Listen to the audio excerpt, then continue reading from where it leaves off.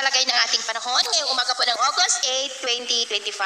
Sa ngayon po ay nakalampas na sa ating kalupaan ang low pressure area na ating binabantayan at nandyan na sa kanluran ng La Union, about 129 km west of Bawang at kumikilos na po yan pa westward, palayo na po dito sa atin. At ang bagyo naman na nasa labas ng ating area of responsibility, sigurang papasok na po yan sa Lunes at kung patuloy ang paglakas niyan ay nagbabanta na maging super typhoon na banda po dyan sa may extreme northern Luzon. At base po sa intensity peak forecast nito ay aabot po sa 205 kilometers per hour. Pero paalala lamang po na posible pa na magbago ang forecast na ito kaya patuloy po tayong mag-antabay sa mga susunod na updates. At ito naman ay pinapakita ng forecast model natin pong ginagamit hanggang po sa susunod na 2 linggo. At sa lagay ng ating panahon, ngayong madaling araw ay maayos naman ang panahon sa malaking bahagi ng bansa pero dahil pa rin sa habagat ay may mga isolated rain sa northern part ng Palawan, Occidental Mindoro, Romblon, Naga, Legazpi, Sorsogon, southern part ng Quezon, Masbate, ilang bahagi ng Iloilo, Bacolod, Hinubaan, Dumaguete, Siquijor, Bohol, Bogo,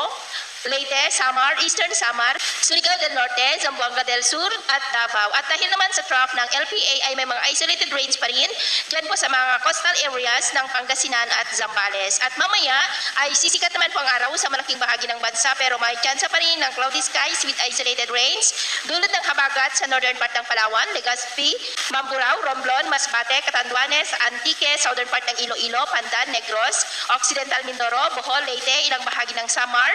maging po sa coastal areas ng Pangasinan, Zambales at Bataan. At mamayang hapon, mas maraming lugar ulit ang makakaranas ng mas maulap na kalangitan with isolated rains kaya mag-ingat po tayo sa posibleng banta pa rin ng mapagbaha at pagguho ng lupa. At sa atin naman pong mga baybayin, wala na po tayong nakataas na namang gale warning signals pero bayong mag-ingat lamang po kung papalaot tayo para po mas makaiwas sa mga sakuna.